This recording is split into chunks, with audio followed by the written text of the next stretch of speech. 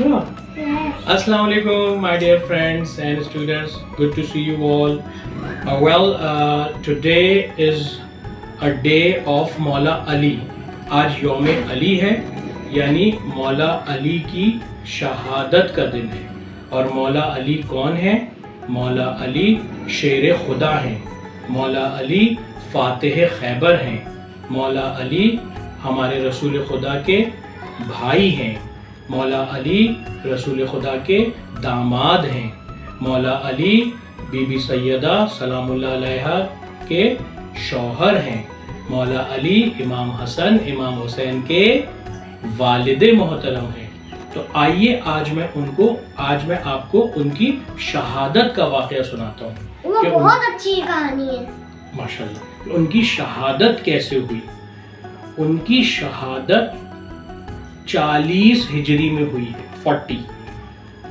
एक दिन रमज़ान का महीना था, 19 रमज़ान. 40 हिजरी मौला अली अपनी बेटी के घर से सहरी करके जा रहे थे मस्जिद कूफा नमाज पढ़ाने के लिए फजर की, रोज़ा रख के. बेटी का नाम था बीबी उम्मे कुलसूम. मस्जिद कूफा शहर में है, और कूफा शहर आज इराक में है. कंट्री है इराक और कूफा उसका शहर है. वहाँ एक बहुत बड़ी मस्जिद है जिसका नाम है मस्जिद कूफा. वहाँ पे मौला अली 40 हिजरी में 19 रमज़ान की सुबह को फजर की नमाज पढ़ाने जा रहे थे, रोज़ा रख के सहरी करके. और उन्होंने देखा कि मस्जिद के अंदर एक शख्स औंधा पड़ा है. मौला अली ने उसको बोला, ऐ शख्स उठ जाओ, ये नमाज का वक्त है. और वो था उनका जालिम, और उसके हाथ में यहाँ पे तलवार घुसी हुई थी. और फिर जैसे वो मौला अली नमाज पढ़ने गए, वैसे मैं आपको एक और बात बताता हूँ. एक मौला अली ऐसे जंग लड़ रहे थे, उनका वैसे यहाँ से एक सर कट गया था, तो अपने मुल्जिम ने वहीं से यूं मार दिया तलवार. अच्छा, ये तो मीर हसन की कहानी थी. मैं आपको कंटिन्यू करता हूँ. मौला अली ने उस शख्स को मस्जिद में उठाया कि ऐ शख्स उठ जाओ, ये नमाज का टाइम है, ऐसे औंधे पेट के बल नहीं सोते हैं. वो शख्स उठा नहीं उठा. एक बात तो मैं आपको और बताना भूल गया. जब मौला अली अलैहिस्सलाम नमाज पढ़ाने के लिए अपने घर से निकल रहे थे, तो उस वक्त मौला का दामन उनके दरवाजे की कुंडी में फंस गया. गोया वो कुंडी मौला को रोक रही थी कि आज आप नमाज पढ़ाने नहीं जाएं. मौला के घर में कुछ जानवर थे, कुछ बतखें थीं, कुछ मुर्गाबियाँ थीं. वो मौला के दामन को पकड़ ली थी, वो रोक रही थी, वो चिल्ला रही थी. गोया वो कह रही हो कि मौला आज आप नमाज पढ़ाने नहीं जाएं, आज नहीं जाएं. और मौला हमेशा उस दिन उस सुबह को आसमान देखते थे और मौला बोलते थे, ये वही तो सुबह है जिसका अली को इंतज़ार था, जिसका रसूल खुदा ने मुझे बताया था. ये वही तो दिन है. बहरहाल मौला अली मस्जिद कूफा के लिए रवाना हुए. उस शख्स को उठाया, उसके बाद फिर मस्जिद नमाज अजान के लिए अजान दी उन्होंने. अजान के बाद सारे मोमिनीन मस्जिद कूफा में जमा हुए और मौला ने नमाज पढ़ाना शुरू की. जब फजर की नमाज पढ़ाना शुरू की तो कुछ रिवायत कहती हैं कि पहली रकत के सजदे में मौला के सर मुबारक पे तलवार से वार हुआ था, और कुछ रिवायतें कहती हैं कि दूसरी रकत में मौला के सर मुबारक पे वार हुआ था. और ये उसी शख्स ने वार किया था जो मस्जिद में औंधा सो रहा था.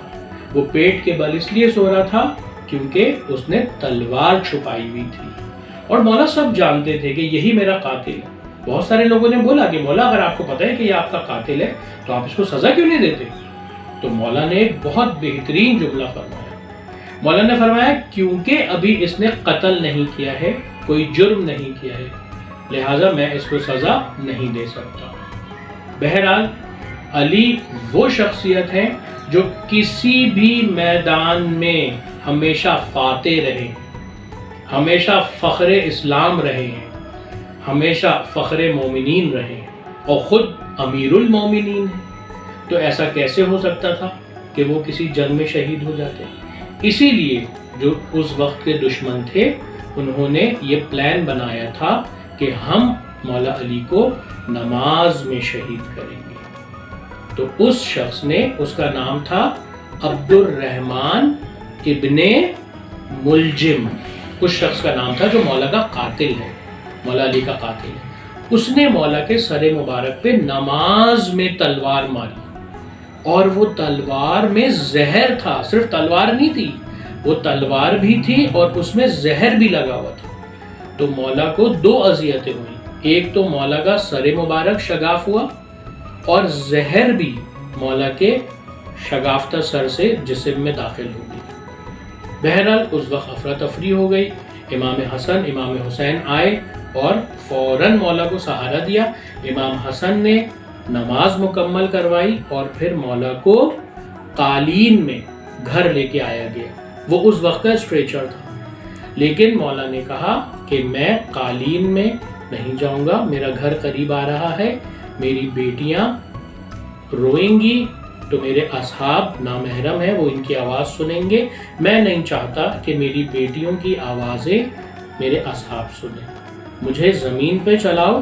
ایک طرف سے مولا حسین نے سہارا دیا، ایک طرف سے مولا حسن نے سہارا دیا، اور مولا حسن نے تمام صحابہ کو کہا کہ اب آپ اپنے گھر جائیے، ہم بابا کو گھر لے کے جا رہے ہیں۔ جب گھر لے کے گئے تو گھر والے بھی مولا کے پریشان ہو گئے، مولا کو خون خون دیکھ کر، سمجھ رہے میرا سن؟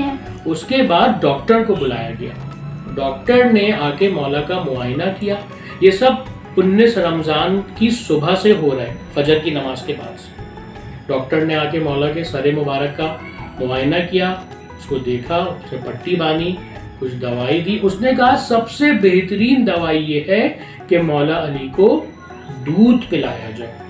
جب یہ خبر پورے کوفہ شہر میں پھیلی کہ دودھ پلانے سے مولا علی بچ سکتے ہیں، زہر کا اثر کم ہوگا، تو اس وقت کے چھوٹے چھوٹے یتیم بچے اپنے ہاتھوں میں پیالہ لے کر، دودھ لے کر امام علی کے گھر کے مبارک صحن میں آ گئے، اور امام حسن سے بولنے لگے کہ یہ دودھ لے لیجئے، ہم یہ دودھ پیش کر رہے ہیں، ہمارے مولا کو پلا دیجئے، ہمارے مولا صحت یاب ہو جائیں گے۔ یہ وہی بچے ہیں جن کی مولا علی راتوں کو اٹھ کے اپنے چہرے کو ڈھانک کے، نقاب ڈال کے ان کی خدمت کرتے تھے، ان کے گھروں میں روٹیاں پہنچاتے تھے، ان کے گھروں میں ضرورت کی چیزیں پہنچاتے تھے۔ کوئی پہچانتا نہیں تھا کہ یہ کون ہے، کیونکہ مولا کا چہرہ مبارک ڈھکا ہوا ہوتا تھا۔ وہ بہت محبت کرتے تھے مولا علی سے، یتیم بچے، اور مولا علی خود یتیم بچوں سے بہت محبت کرتے تھے۔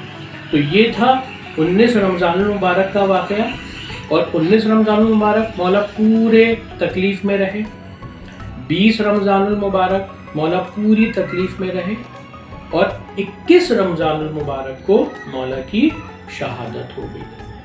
21 رمضان المبارک 40 ہجری کو مولا علی شہید ہو گئے، اور مولا نے اپنے تمام بچوں کو وصیت کی کہ میرے بعد میرے بچوں کا خیال رکھنا، ان یتیموں کا خیال رکھنا، گھر کے پرندوں کا، جانوروں کا خیال رکھنا، اگر ان کو پال سکتے ہو تو ان کو رکھنا، ورنہ ان کو آزاد کر دینا۔ اور ایک اور بات، مولا کو جب تلوار سے ضرب لگا دی گئی تو تھوڑی دیر بعد وہ مولا کا قاتل بھی گرفتار ہو گیا۔ مولا کا قاتل گرفتار ہو گیا، اس کے ہاتھ میں رسی باندھ کے مولا کے سامنے پیش کیا گیا کہ مولا ہم نے ابن ملجم کو گرفتار کر لیا ہے، آپ بتائیں ہم اس کے ساتھ کیا سلوک کریں۔ مولا نے کہا اس کے ہاتھ پاؤں کھول دو، اس کو آرام سے بٹھاؤ، اس کو شربت پلاؤ۔ آپ سوچیں کہ کیا مولا ہمیں تعلیم دے رہے ہیں کہ جب مولا اپنے قاتل سے اتنا رحم والا سلوک کر رہے ہیں تو مولا اپنے بچوں سے، اپنی امت سے، اپنے لوگوں سے کتنا رحم والا سلوک کرتے ہوں گے۔ تو یہ ساری باتوں سے ہمیں بہت کچھ سبق ملتا ہے، اور بھی بہت ساری باتیں ہیں، پھر انشاءاللہ نیکسٹ ویڈیو میں کبھی بتاؤں گا۔ بس آپ یہ سن لیجئے کہ 19 رمضان المبارک کو صبح فجر کے ٹائم مولا کو سر مبارک پہ تلوار سے ضرب لگائی گئی اور وہ زہر والی تلوار تھی، اور 19 کو مولا پورے دن تکلیف میں رہے، 20 رمضان کو مولا تکلیف میں رہے، اور 21 رمضان کو مولا کی شہادت ہو گئی، اور مولا کو نجف کے قبرستان میں وادی السلام میں جو ہے وہ سپرد خاک کر دیا گیا۔ آج بھی عراق کے شہر نجف میں مولا علی کا روضہ مبارک موجود ہے۔ اللہ ہم سب کو توفیق دے کہ ہم مولا علی علیہ السلام کے روضہ مبارک کی زیارت کرنے ضرور جائیں۔ آئی ہوپ سو آپ کو یہ آج کا قصہ مولا علی کی شہادت کا پسند آیا ہوگا۔ تھینک یو ایوری بڈی، اللہ حافظ۔